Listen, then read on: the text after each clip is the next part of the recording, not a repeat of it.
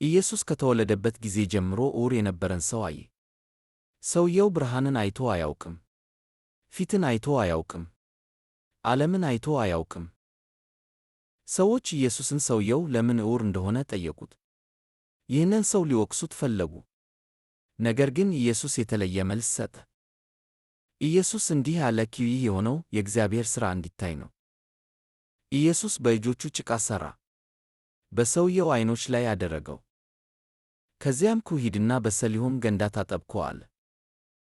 ሰውየው ሄደ፣ ታጠበ፣ ተመልሶም ሲመጣ ማየት ቻለ።